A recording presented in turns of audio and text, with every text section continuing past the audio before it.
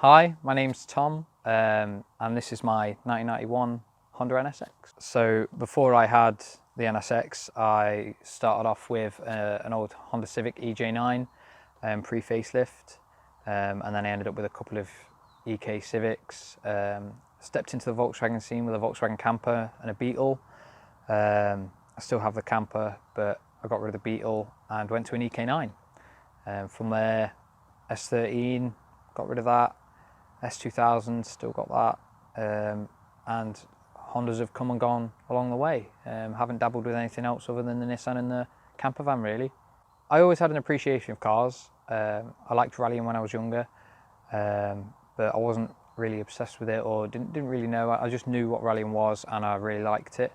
And then I was doing my mechanics training and had a go in an EK9, and ever since then fell in love with Honda.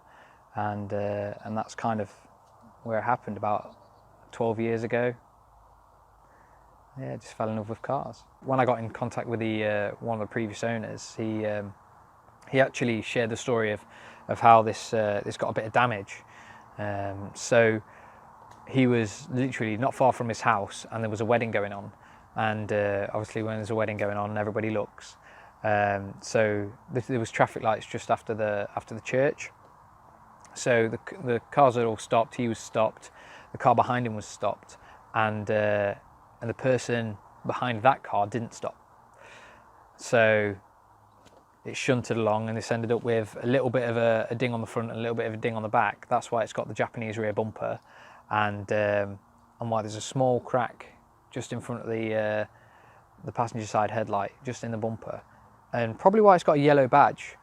So it had a replacement bonnet, had replacement eyelids, but it's still got the original bumper, because I believe it was like quite a high vehicle that it went into in the front, so there wasn't that much damage to the bumper, and that's why it came to me without the tailpipes, because they would have been a bit buggered, I reckon.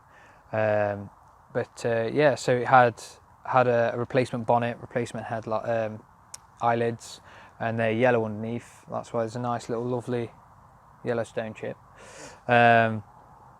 So yeah, and the yellow badge is quite a funny story, actually. So on my original EJ9, I had that painted championship white from Supersonic Blue, and I didn't want it to be a Type R replica, so I put a yellow badge on it. And then I was always after an NSX ever since I'd seen one, like pictures of them. I said to my friends, I'm going to have one of them one day, and yeah, funnily enough, I buy an NSX and it's got a yellow badge on it. So it's kind of ironic, but at the same time, it takes a mick out of Ferrari, because this is a car that beat Ferrari, and it's red, and it's got a yellow badge on it. So it takes a mick out of Ferrari at the same time. So it's a double win.